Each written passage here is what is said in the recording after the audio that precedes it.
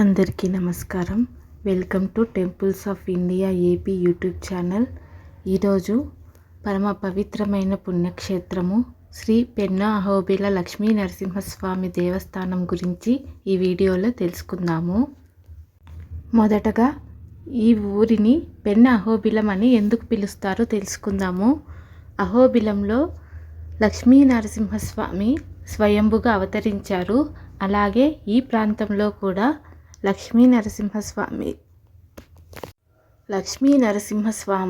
అంటే నరసింహస్వామి మరియు శ్రీ అమ్మవారు లక్ష్మీ అమ్మవారు ఇద్దరు ఈ ప్రదేశంలో స్వయంభుగా అవతరించారు. అంతేకాకుండా శ్రీ లక్ష్మీ నరసింహస్వామి వారి కుడికాలి పాదముద్ర ఈ ఆలయంలోని గర్భగుడిలో వెలిసిందని ప్రతీతి. ఈ కాలిముద్ర పొడవు 5 అడుగుల 3 అంగుళాలు ఉంటుందని చెప్తారు. ఇక్కడ నరసింహస్వామి స్వయంభుగా అవతరించారు, కుడికాలు పెట్టారు కాబట్టి. అలాగే అహోబిలంలో స్వామివారి ఎడమ పాదం అడుగు ముద్ర ఉంటుంది. ఇది కుడికాలు ఉంటుంది ఈ ప్రదేశంలో. అహోబిలంలో ఎడమకాలి ముద్ర ఉంటుంది కాబట్టి. అలాగే ఈ క్షేత్రంలో పెన్నా నది ప్రవహిస్తూ ఉంటుంది. ఈ పెన్నా అహోబిల క్షేత్రం పెన్నా నదికి తీర ప్రాంతంలో ఉంటుంది కాబట్టి ఈ ప్రాంతాన్ని పెన్నా అహోబిల పుణ్యక్షేత్రంగా పిలుస్తారు. విధంగా పెన్నా నది తీర ప్రాంతంలో ఉండటం వలన ఈ ప్రాంతానికి పెన్నా అహోబిలం అనే పేరు వచ్చింది. ఇక్కడ లక్ష్మీ నరసింహస్వామికి పెన్నా అహోబిల లక్ష్మీ నరసింహస్వామిగా ప్రాచుర్యం పొందారు. ఇప్పుడు ఈ ప్రాంతానికి ఎలా చేరుకోవాలో తెలుసుకుందాము. అనంతపురం జిల్లా కేంద్రమైన అనంతపురం పట్టణం నుంచి ఈ ప్రాంతం 40 కిలోమీటర్ల దూరంలో ఉంటుంది. అలాగే ఉరవకొండకు 10 కిలోమీటర్ల దూరంలో ఉంటుంది. అనంతపురం నుండి ఉరవకొండకు వెళ్ళే బస్సులో బయలుదేరితే మార్గమధ్యంలో పెన్నా అహోబిలం క్షేత్రాన్ని చేరుకోవచ్చు. మన స్వంత వాహనాలలో కూడా ఈ ఊరికి చేరుకోవచ్చు. ఆర్టీసీ బస్సులో వెళ్తే గుడి ముందరే బస్ స్టాప్ ఉంటుంది కాబట్టి ప్రయాణానికి అనుకూలంగా ఉంటుంది. సొంత వెహికల్స్లో వెళ్ళిన వారు కూడా గుడికి వెనక భాగంలో పార్కింగ్ సదుపాయం ఉంటుంది కాబట్టి ఈ దేవాలయానికి చేరుకోవాలంటే సులభంగా చేరుకోవచ్చు. ఈ పెన్నా అహోబిల క్షేత్రం పెన్నా నది తీరంలో ఒక చిన్న కొండపై ఉంటుంది. భూమి నుండి 2800 అడుగుల ఎత్తులో ఈ కొండపై లక్ష్మీ నరసింహస్వామి దేవాలయం వెలిసింది. అలాగే గర్భగుడిలోని లక్ష్మీ నరసింహస్వామి అడుగు పాదముద్రకు నిత్యం అభిషేకం జరుగుతూ ఉంటుంది. ఈ పాదముద్ర కింద ఒక సొరంగం ఉంటుందని, ఆ సొరంగం ద్వారా లక్ష్మీ నరసింహస్వామికి నిత్యం జరిగే అభిషేక జలం పెన్నా నదిలో కలుస్తుందని ప్రతీతి.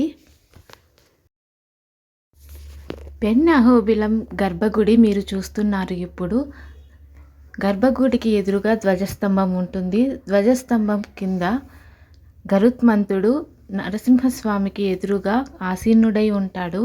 అలాగే గర్భగుడి దేవాలయం ప్రహరీ గోడ పైన నరసింహస్వామి అవతారాలన్నీ విష్ణుమూర్తి అవతారాలు, దశావతారాలు ఒక్కొక్కటి చెక్కబడి ఉంటాయి. చూపరులను ఆకట్టుకుంటాయి. ఈ ప్రహరీ గోడ పైన ఉన్న విష్ణుమూర్తి దశావతారాలన్నీ చూపరులను ఆకట్టుకుంటూ వివిధ రంగులతో దర్శనమిస్తాయి. ఈ క్షేత్రానికి క్షేత్రపాలకుడు ఆంజనేయ స్వామి. దానికి నిదర్శనంగా ఈ దేవాలయంలో కోతులు విరివిగా ఎక్కువగా ఉంటాయి, కానీ భక్తులకు అసౌకర్యం కలిగించవు. ఇక ఇప్పుడు ఈ ఆలయ క్షేత్రంలో స్వామివారి ఆవిర్భావం ఎలా జరిగిందో తెలుసుకుందాము. పూర్వం ఈ ప్రాంతానికి సమీపంలో గొల్లపల్లి అనే గ్రామం ఉండేది. ఆ గ్రామంలో ఒక ఆవుల యజమాని ఉండేవాడు. ఆ యజమానికి చెందిన ఆవులలో ఒక ఆవు ప్రతిరోజు కొండపైకి వెళ్ళి కొండపైన ఉన్న ఒక బిలంలో పాలను కురిపించి కిందకు వచ్చేది. ఆ ఆవు యజమాని పాలు పిండటం కోసం ఆవు దగ్గరికి వచ్చి పాలు పిండగా పాలు వచ్చేవి కాదు. ఇలా ప్రతిరోజు జరిగేది. కొన్ని రోజుల తర్వాత యజమానికి ఏమీ అర్థం కాలేదు. ఆవు పాలు ఎందుకు ఇవ్వడం లేని ఇవ్వడం లేదని తనలో తానే మదనపడిపోయేవాడు. ఇలా కొన్ని రోజుల తర్వాత ఆ యజమానికి లక్ష్మీ నరసింహస్వామి స్వప్నంలో సాక్షాత్కరించి నేను కొండపైన ఉన్న బిలంలో ఉన్నానని, ప్రతిరోజు తన ఆవు స్వామివారికే పాలిచ్చి వస్తుంది అని చెప్పడంతో ఆ యజమాని స్వామివారు తనకు చెప్పిన గుర్తులతో కొండపైకి వెతుక్కుంటూ వచ్చి బిలంలో తొంగి చూడగా శ్రీ లక్ష్మీ నరసింహస్వామి వారి పాదముద్ర కనిపించిందని, ఆ పాదముద్రకు పక్కనే లక్ష్మీదేవి విగ్రహం కూడా కనిపించిందని చెప్తారు. అలాగే ఆ యజమాని లక్ష్మీ నరసింహస్వామి విగ్రహాలు కనిపించిన తర్వాత అక్కడ చిన్న గోపురం నిర్మించి పూజలు చేయసాగారు. ఆ విధంగా లక్ష్మీ నరసింహస్వామి వార్లు ఈ క్షేత్రంలో స్వయంభూగా అవతరించారు.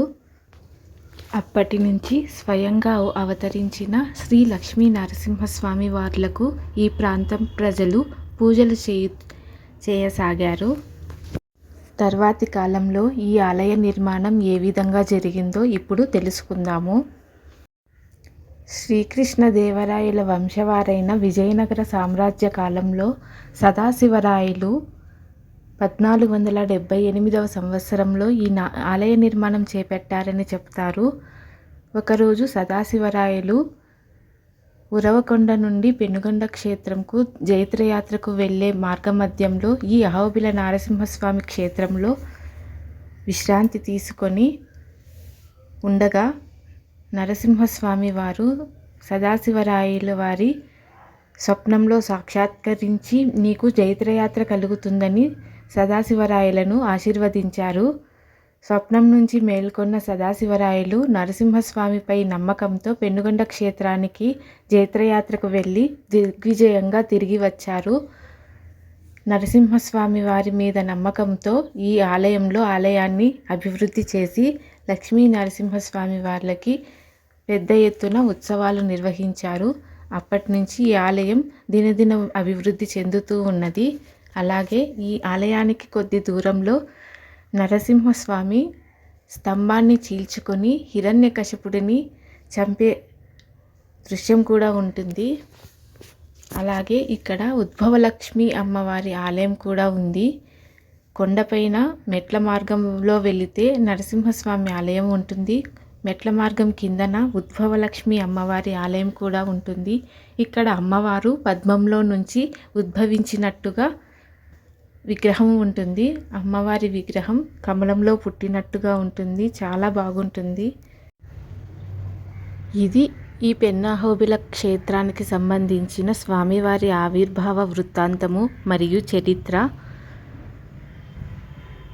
అందరూ ఓం నమో నారసింహాయ నమః అని కామెంట్లో చెప్పగలరు. ఇంకొక వీడియోలో మళ్ళీ కలుసుకుందాము.